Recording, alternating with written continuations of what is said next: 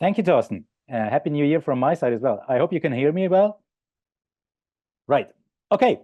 So I've been asked to give a rather broad general reflection on doing history with Born Digital. So this will not be specifically about my research. Nonetheless, I will, of course, briefly introduce you to what I'm doing to justify why I feel entitled to talk about that things. And I will not offer you, I hope I do not disappoint you there, a clear-cut definition of what born digital are and what can be done with them and what not. Instead, I hope to discuss some of their properties and particularities and also problems they raise for the historical discipline. I will try to demonstrate what could be done in terms of source criticism and interpretation, mainly along three elements of born digital sources, which is encoding, format, and environments. When I talk about source criticism here, I talk mainly about it in the sense of authentication. And when I talk about interpretation, I will talk mainly about it in the sense of contextualization. I want to clearly state that because, as I said, this is not the last state of knowledge, but rather a start of a discussion. And I can only talk about the very limited islands of my expertise in a vast galaxy of my ignorance. So instead of one conclusion, this presentation will finish with two conclusions. One about the new skill sets and their costs and consequences that maybe our discipline needs to acquire to adequately deal with born digitals. And a second conclusion, what all that means in relation to the archive here in the sense of cultural studies as a metaphor, but also the archive in the sense of a very concrete institution and place with people working in their public funding, financing it, and so on and so on. So before I will start reflecting with you about historicizing born digitals, I shall briefly say why we should do that at all. And I would say the main answer is because it is about time. I believe that eventually all historians concerned with contemporary history have to become digital historians, because our present, the digital age, cannot be understood without understanding the language and the media which it employs. And this is digital. So since the 1980s at latest, large parts of digital information and communication, or digital information and communication technology, dominate large parts of society. Knowledge production, administration, although I hear this might not be the case in Germany, culture, and so on and so on. So, as I said, in order to make sense of that, and also in order to trace these events from archival sources, we need to engage with born digitals. If you think of that in the usual terms of a 30 years disclosure of archives or of archival records, we will end up with the year 1995 right now. So what does an historian encounter when he's studying the sources produced in 1995? I give you some points here. The dot-com bubble, the introduction of Java and JavaScript, the invention and publication of MP3, Windows 95, the Internet Explorer, and resulting from that, the browser wars, the first PlayStation, the first laptop, the first wiki, the inauguration of GeoCities, the publication of MySQL, of HTML, the founding of Yahoo and eBay. So if you think of that list, you might see that this long ago or long distant past, 30 years from now, is actually our present. Nonetheless, I think it makes sense to study the early digital, as Tom Hay has called it, the beginnings of our actual present, in order to gain a sort of analytical distance, to mobilize a certain estrangement. We might see things clearer from a distance. We might be able to observe things that are all too obvious in our present, or even invisible, and revisit them as something bizarre or contingent or something yet to be explained. Um, Sometimes this operation is referred to as revisiting things in their statu nascendi. So one last reason why we should engage with born digitals right now is because of their contradictory nature as being upon us in an abundance, and at the same time being scarce and volatile. So I don't know the actual numbers of how many petabytes of information humanity is producing from day to day. But what I do know from a digital preservation perspective is that many elements of the long list I just told you, what happened in 1995, is lost forever. Because at the time it was not preserved actually, and until very recently, the interests of the historians' professions were not so much focused on this episode and on the born digital sources. So, as I announced, I want to briefly tell you what I'm doing in my research project, mainly to reveal what I do know about and what I don't know about. It is about, as Thorsten already said, about the Vietnam War, and specifically about the American involvement in the war in Vietnam from 1965 to 1975, and the use of databases and data processing systems for population control in the US counterinsurgency effort. So this was an element of the, let's say, cybernetic euphoria of the time, the idea that computational modeling and simulation could be employed or married, if you want, with behavioralism, not behaviorism. So to model, monitor, and eventually to manipulate the behavior of societies.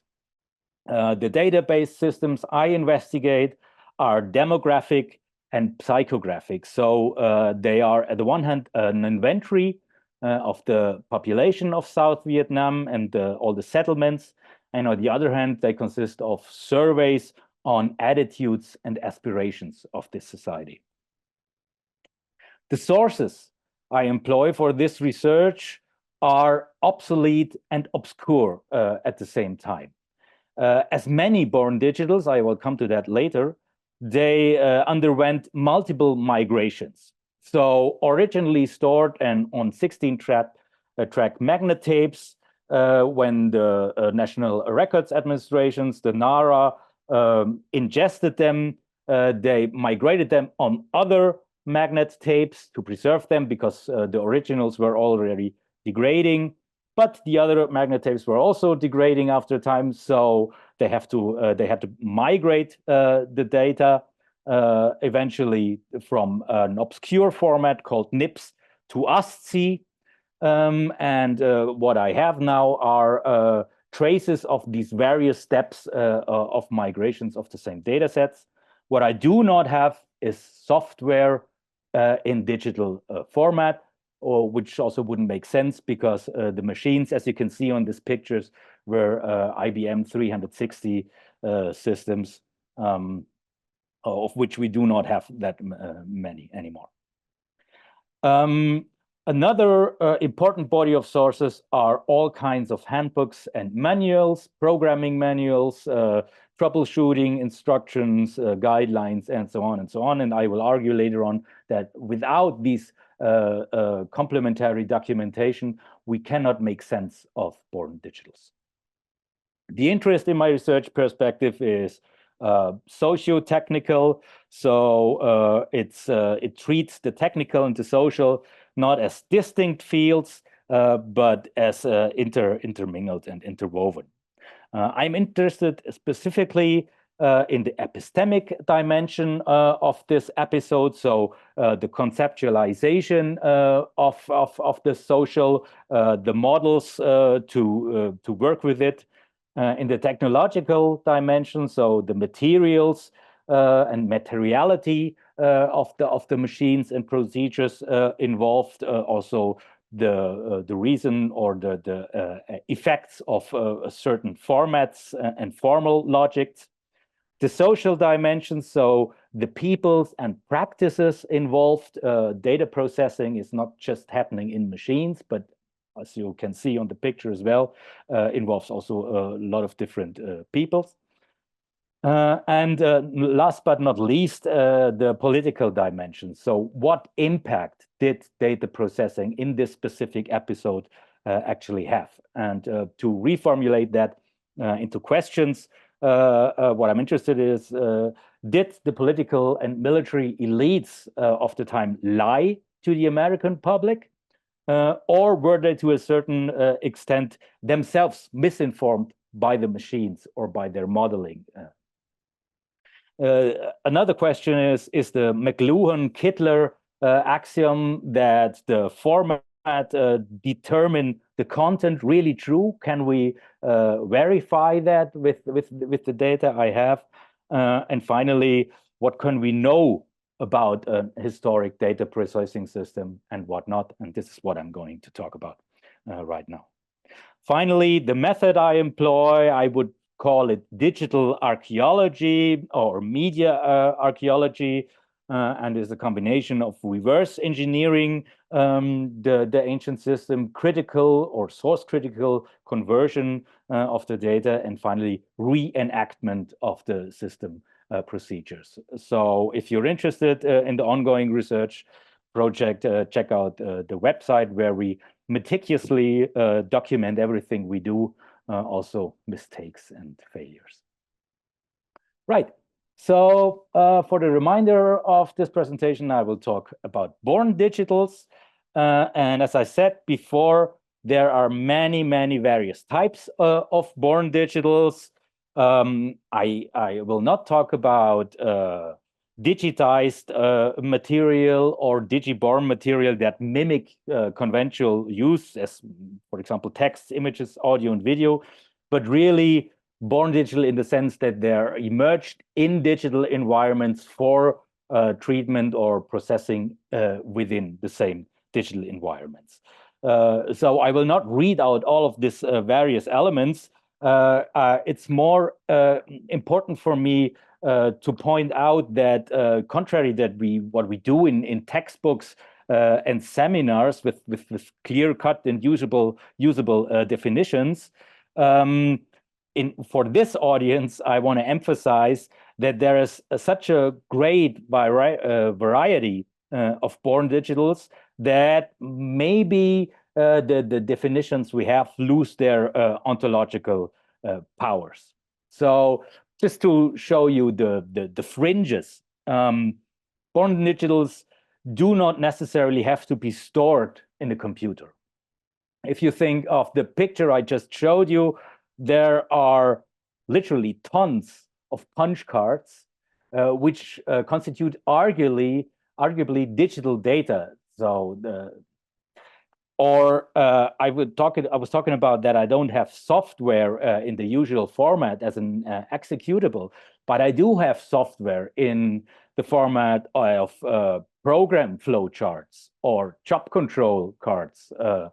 So the born digitals are not necessarily bound to a digital environment.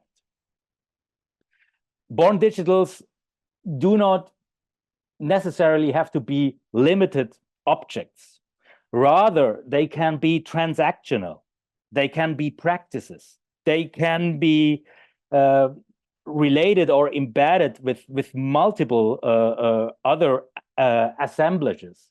If you think of something like ChatGPT or just your phone or platforms as messengers and so on and so on, you will understand that it might be very difficult to inspect them in isolation and also to treat them analytically as just one object in isolation of others. And to emphasize that point, Niels Brugger has introduced the concept of reborn digitals. So born digitals taken out of their original environment and context, thereby, I might say, further complicating the ontological status of born digitals in general. Nonetheless, I think the large part of born digitals in conventional understanding and usage reveal or have some properties. They are always represented in bit streams, so in a sequence of zeros and ones. And this is the reason why they are so easy to copy or to multiply, but also so easy to manipulate. They are stored always in a material way somewhere. I just gave you the example. They can be stored on paper. And even something like a program, a script, still remains a script, even if it is handwritten with a pencil. But they have to have some material dimension to it. And what makes things more complicated is that they're very often stored dispersed in many places at the same times or in fragments. They have to be necessarily structured according to certain formal logical standards in order to be digestible for other systems and environments. And I will talk about this a bit longer in a minute. They are often interactive or alive. And finally, I already mentioned that they have multiple dependencies and relations to other born digitals, to systems, and to environments. Environments here in the broadest sense, not only logical, technological, computational environments, but also people, institution, historical contexts, locations, and so on and so on. Okay. I will talk a little bit of about one specific form of born digitals, data, with which we are all confronted in our day-to-day practice as digital historians, and will state some points that might be rather obvious for this audience. Data is always necessarily a form of a representation of reality, and necessarily also a reduction of that reality. Born digitals and data in specific are always created with a certain usage in mind. They are purpose-oriented and contain only aspects of a phenomenon that are considered relevant. So they make sense by reducing complexity. And what you see here are maps of Berlin, and the map features only certain aspects of the city. For example, the topography of Berlin is left out. You do not see information on housing prices, and so on and so on. And on the right side, you see the subway map. And I love this example because this is basically a graph, which allows you to calculate either the fastest way or with most change of trains or whatever you want. So this is a representation of the city in the form of a graph. To turn that around, if we want to make sense of born digitals, we can think about what has been represented and what has been neglected, because this can point to the intended usage of data and born digitals.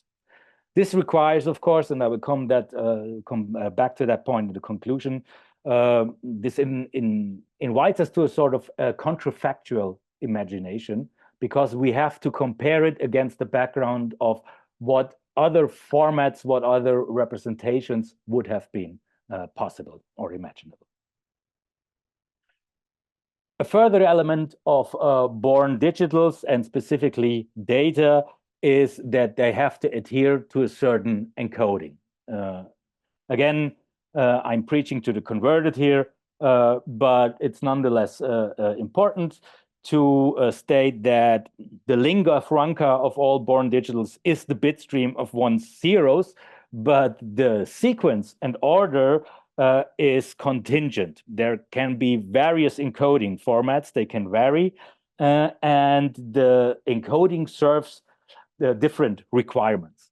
And what you see here are 5 different or 4 different ways, if you do not think about the bit stream, forms of encoding that all have different advantages and disadvantages. If you look at the Morse code, for example, which is arguably the oldest way of encoding text, this is very robust. So even if the receiver does not understand, does not get some of the signals, it still can form the message. Whereas the binary code, if you just mix up 1 0 with a 1, you will end up with gibberish. You cannot decode what is actually meant. Other formats, such as the hex code, are obviously lower in size, which reduces space and bandwidth and enables other speed of transmission or other sizes of storage. Others, again, like UTF-8 in comparison to ASCII, allow the representation of different languages, of different writings, as Till Grallert is capable of telling you. So whatever encoding you have, you need a code book or a translation to make sense of it. And this is another takeaway why I wanted to show you this slide. Encoding matters, and encoding is a way of making sense if you know how to decode. So there are different ways of encoding texts. There are also different ways of encoding any other elements or entities, for example, images.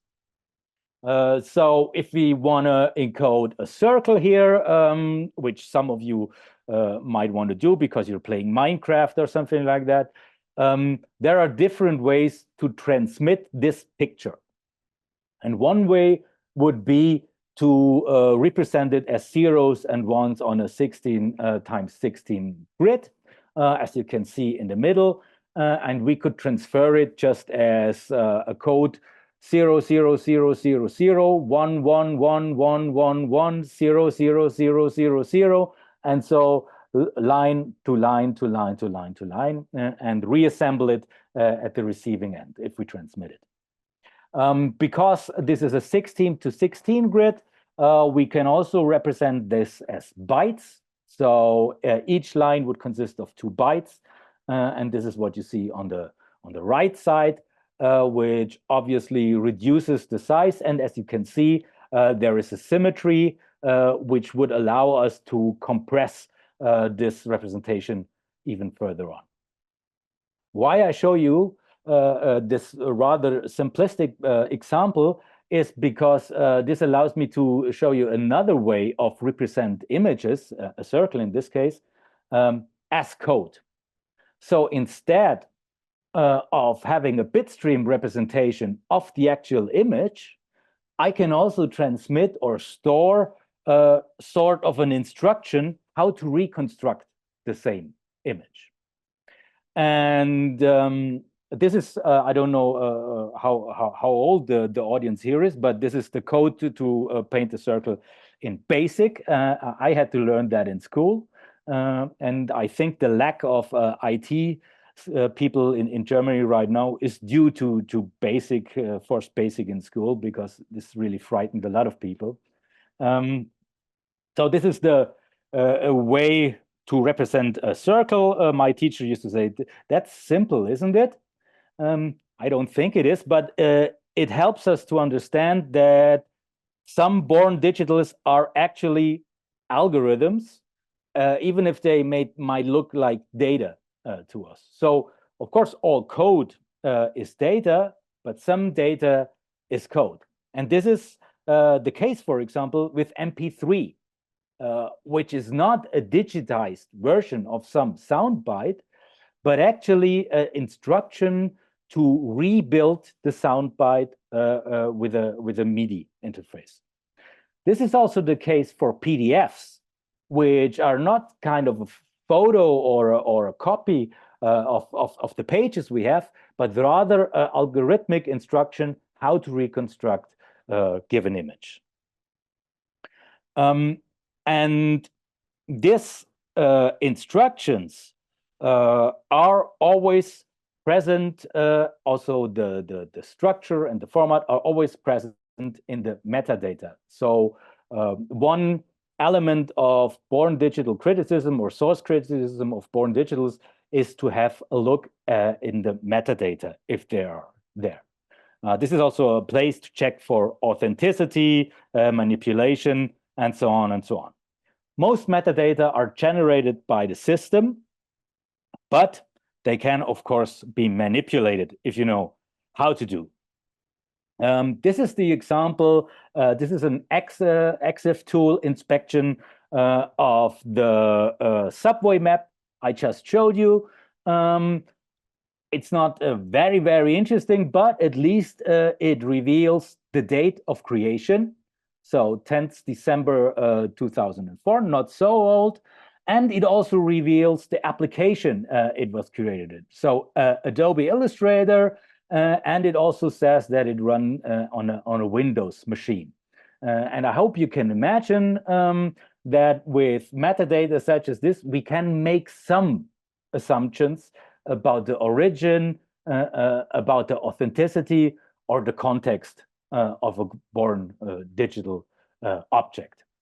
As I said, metadata are manipulated. They can manipulate it either willingly or without willingness. So if you messed around with the system time on your machine, all timestamps in your metadata will be distorted as well. There are many forensic tools to read out metadata. However, most of them require that you have access to the system as a whole. The metadata that comes with given data sets or born digital is usually rather limited.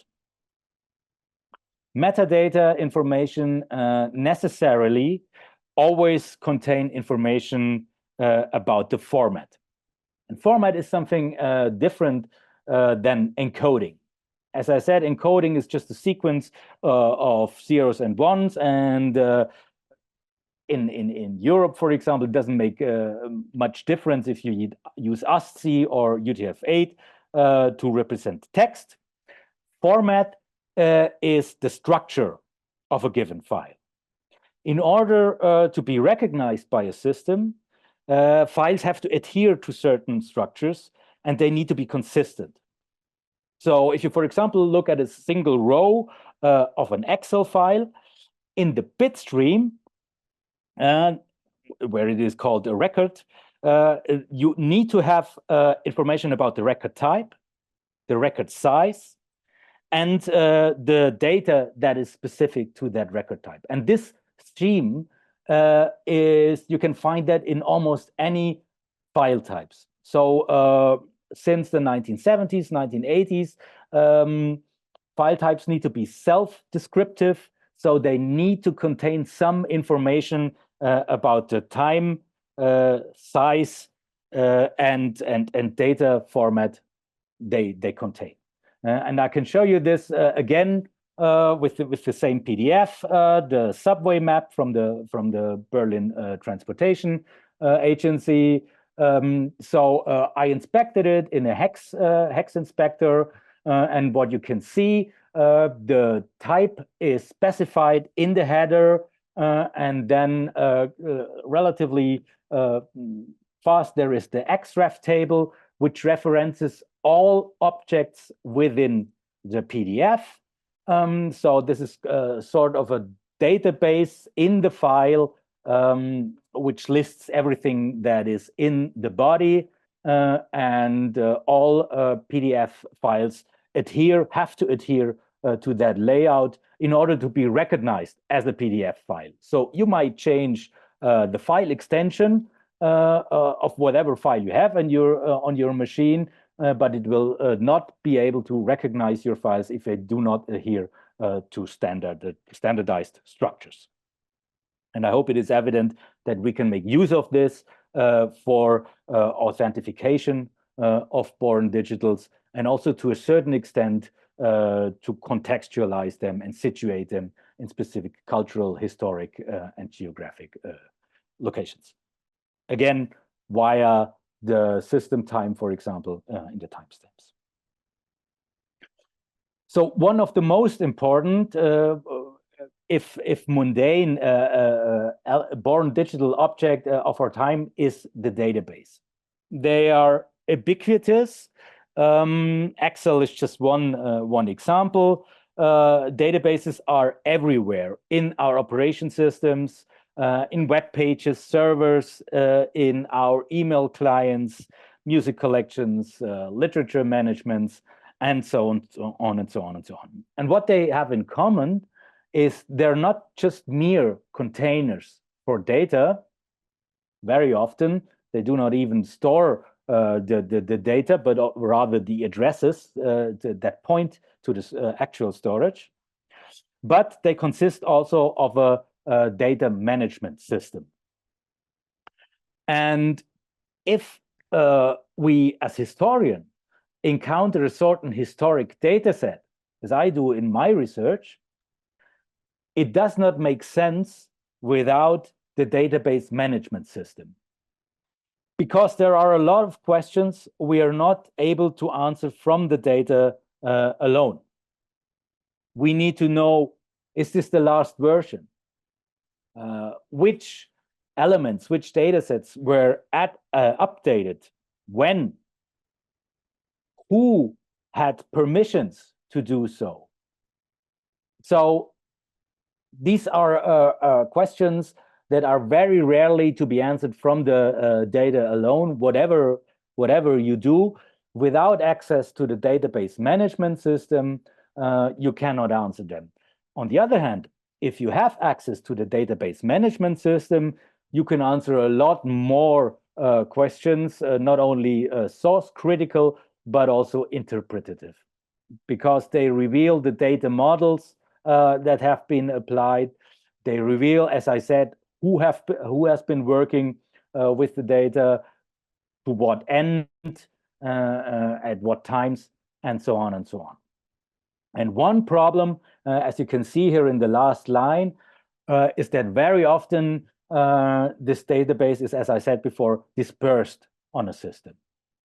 So you need access to large parts of a system to reconstruct the database management system. If you have your data stored in a secure backup location, say an external hard drive, and you die, and future historians want to work with it, they cannot do so if you do not document with what management system you have assembled the data and what you've done with them.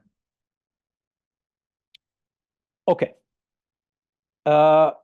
I announced that I'm going to talk about new skills for contemporary historians to work with born digitals.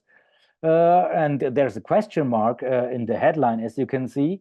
And this question mark refers to the word new, because everything I was trying to argue for has been argued for already 22 years ago by Roy Rosenzweig. And this quote still holds, which is why I'm going to read it out loud to you. Future graduate programs will probably have to teach such social, scientific, and quantitative methods, as well as such other skills as digital archaeology, the ability to read arcane computer formats, digital diplomatics, the modern version of the old science of authenticating documents, and data mining, the ability to find the historical needle in the digital hay. In the coming years, contemporary historians may need more specialized research and language skills than medievalists do. This is not meant to be a provocation for medievalists, because we know they're at the spearhead of digital history. Rather, this is a wake-up call to my fellow contemporary historians. So what are these skill sets in specific that Roy Rosenzweig argued for? Of course, some elements of digital forensics. I hope to have shown you just in a very superficial way that to validate born digitals in terms of authenticity, integrity, consistency, and so on, we need to know where and how to read the traces of versionings, of timestamps, of log files, and so on. But digital forensics is a moving field, a fastly developing field, and it is slightly impossible to teach this in, say, undergraduate courses. Digital forensics also carries some, let's say, ethical problems with it. This is science developed to identify crimes or to produce evidence in court. And as historians, we should be careful to use science or some methods from this context without scrutiny.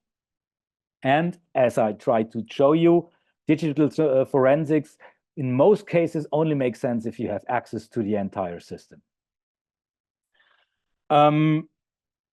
A second skill I would argue for is source code literacy. So the ability to make sense of born digitals in raw form.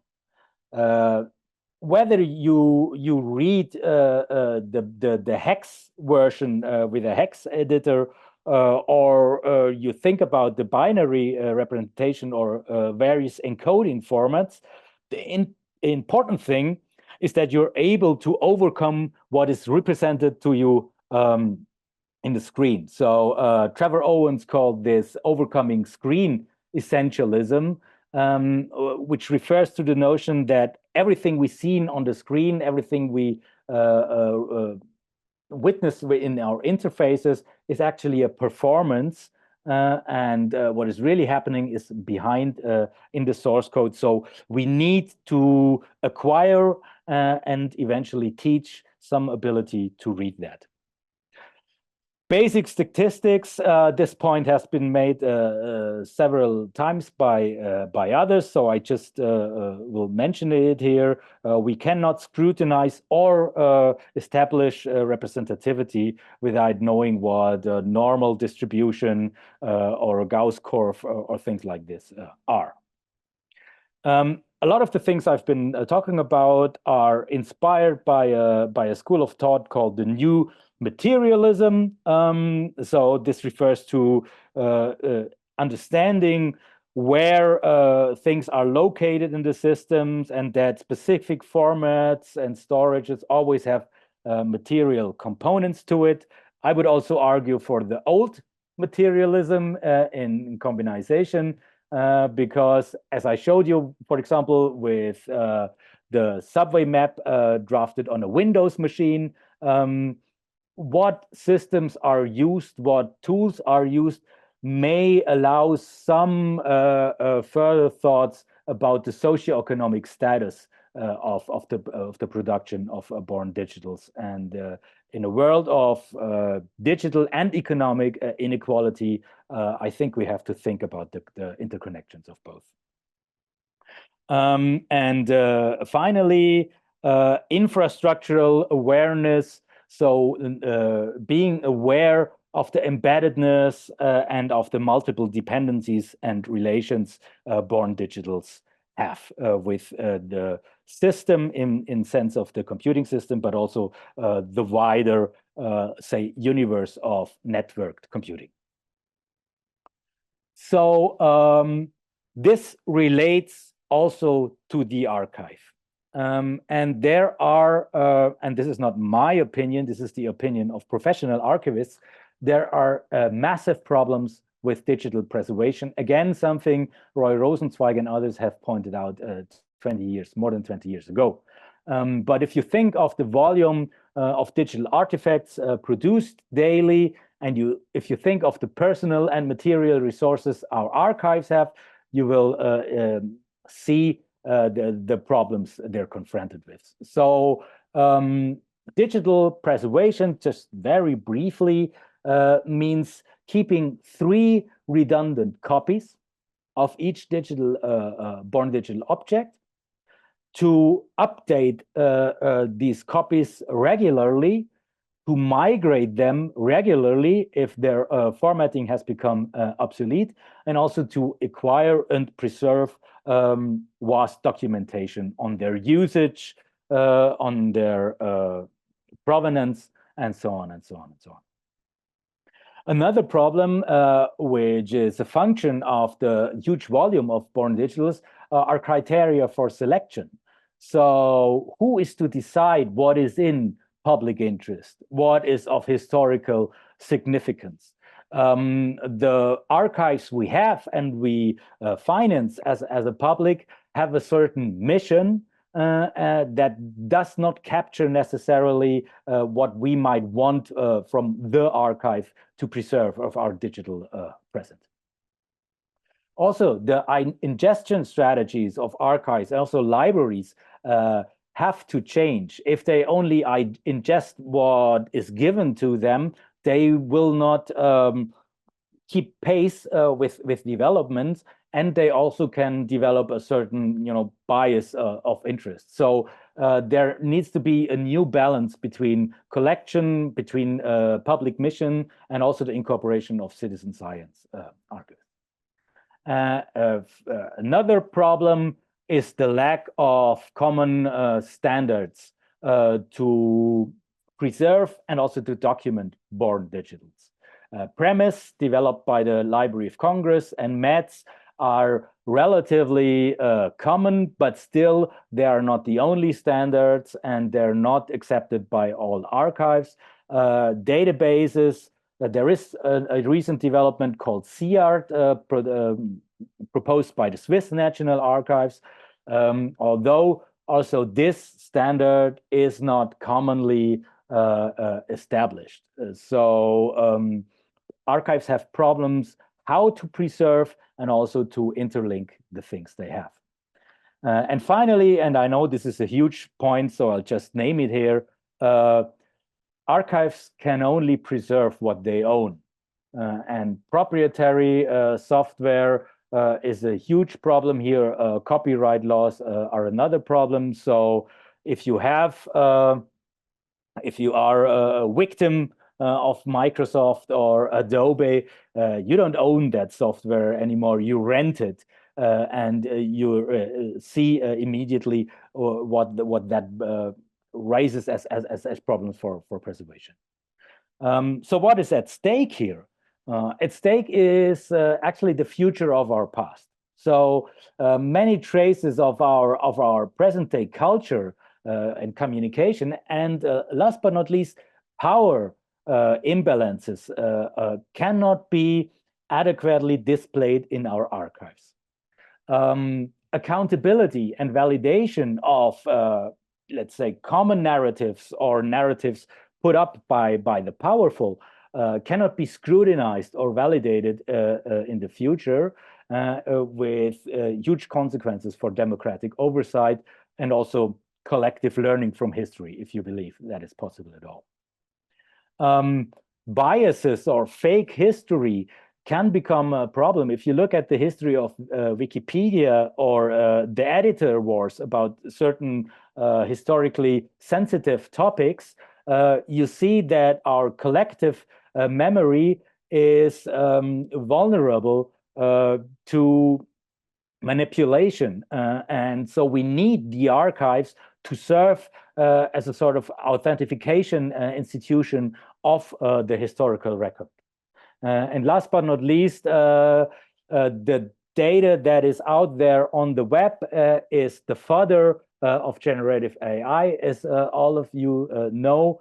And if this stands like this, generative AI and all the future models that we will witness in the coming years will be trained on questionable data. So the takeaway of this last slide is, first of all, support your local archivists. Get in touch with archivists. The division between historians and archivists, specifically in the field of contemporary history and born digitals, is too wide.